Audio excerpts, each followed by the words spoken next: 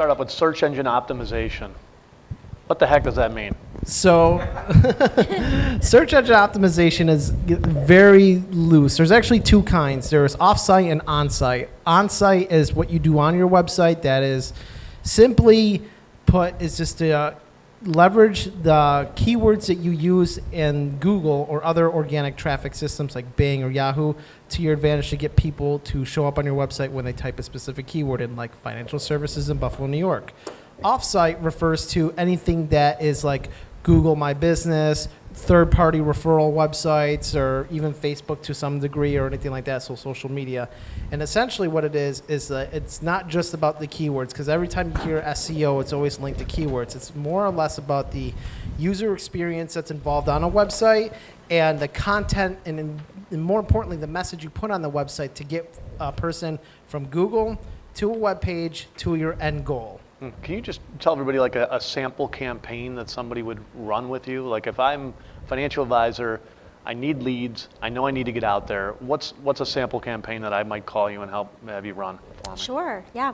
Actually, we put out a campaign last month that has performed extremely well. Right now, it's a lead gen campaign. The title is Retiring in Uncertain Times, which just that title alone, it's perfect for right now. And that's what we're all about, is releasing timely content that's going to get high engagement. There's a place and time for evergreen content, which we also focus on heavily. But with the pandemic, with any pandemic, the coronavirus, geopolitical crises, you want to switch over to timely. So with this campaign and how it would be structured is, we build something called a lead magnet, where you have maybe a 6, 7, 8 page PDF that is just full of gems, super valuable, and it's going to help prospects answer those burning questions that they may have. But it's also going to be precisely vague enough to where when they finish reading through this PDF, they say, this is amazing, but I really need to talk to this person. Clearly, he or she is a subject matter expert, and while some of my questions were answered, this actually created more questions for me based on all the knowledge. So that's step one of the campaign, but it's not enough just to have an amazing piece of content. You have to drive traffic there.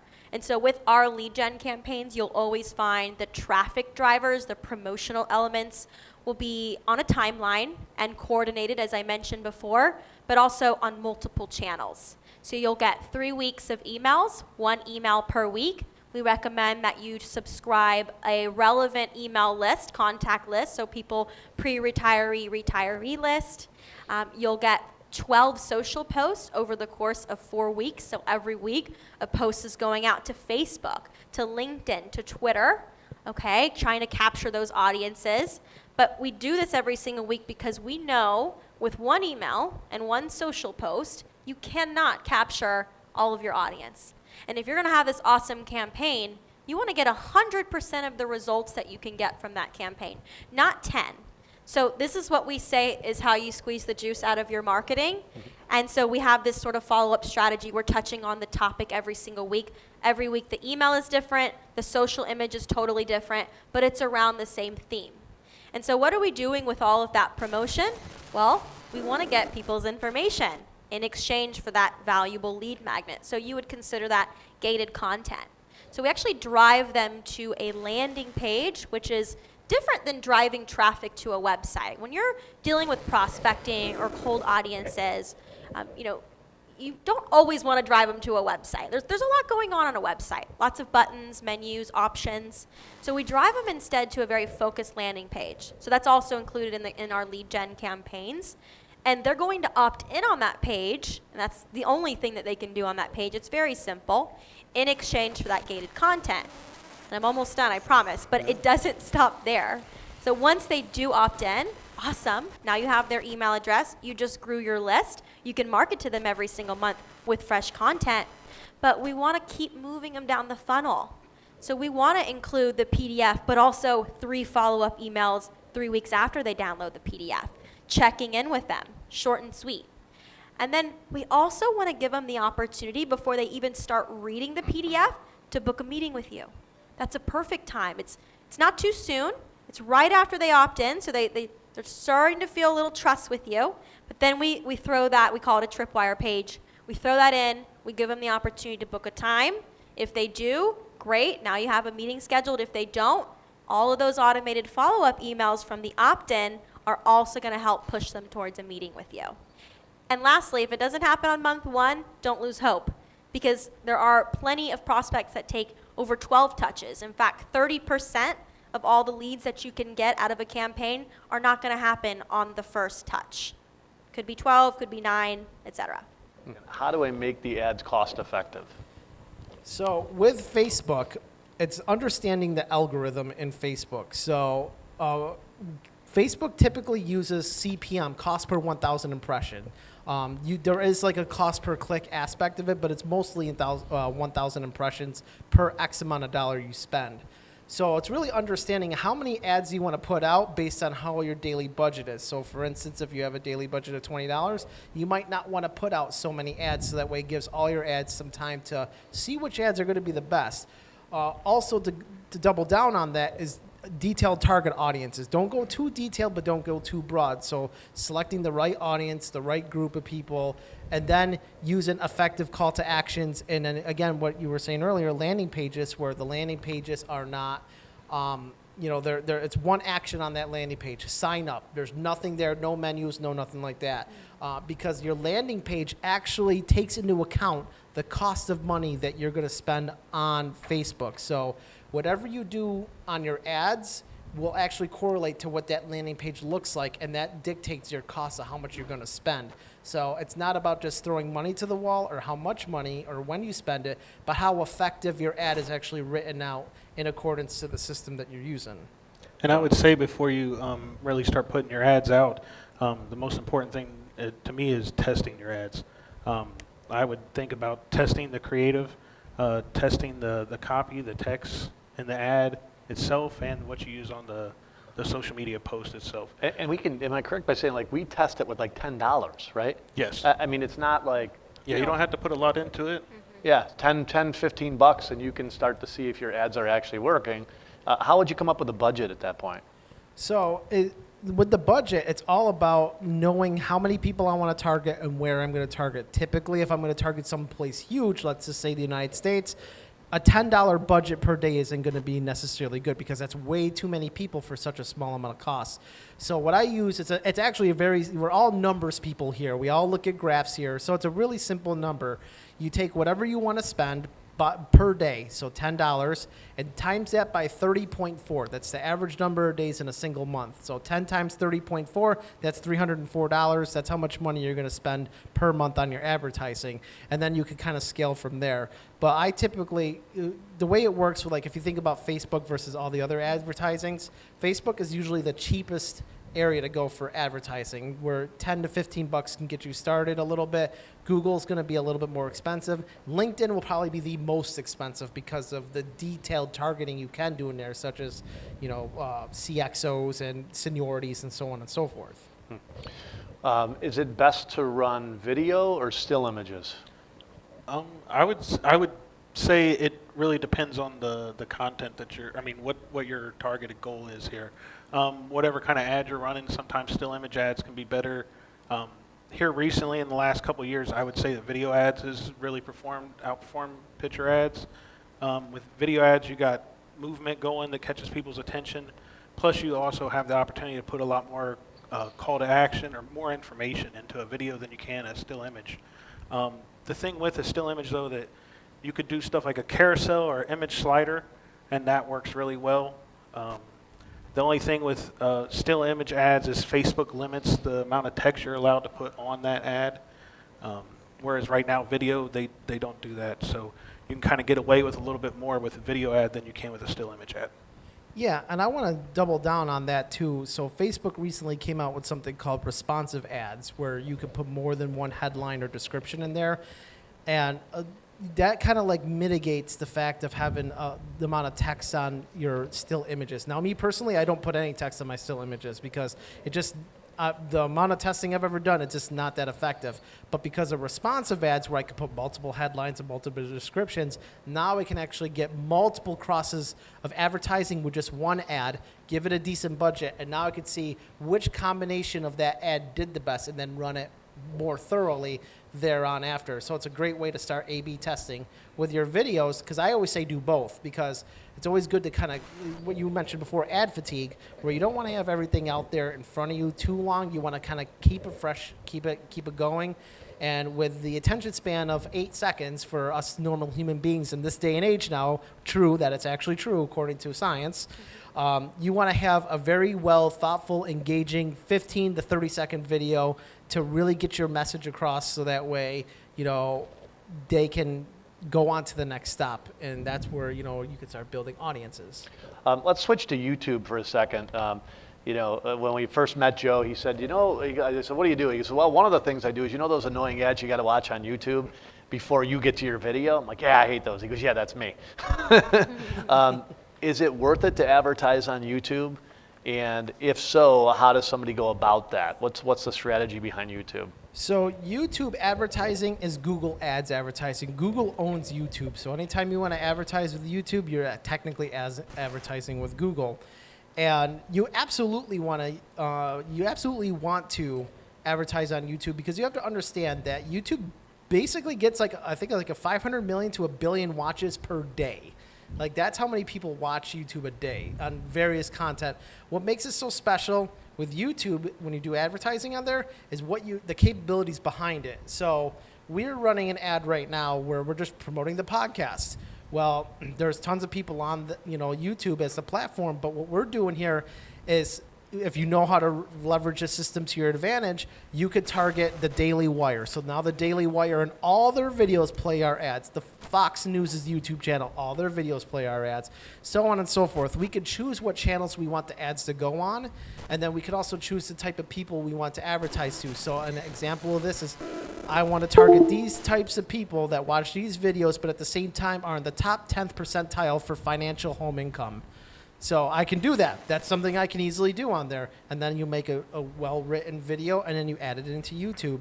And I think the biggest thing that you have to understand about YouTube is, YouTube is not about getting the leads. It's about branding yourself and getting yourself out there. YouTube is basically the new television commercial. You don't have to spend $20, $30, $40, $50,000 to reach a certain number of people.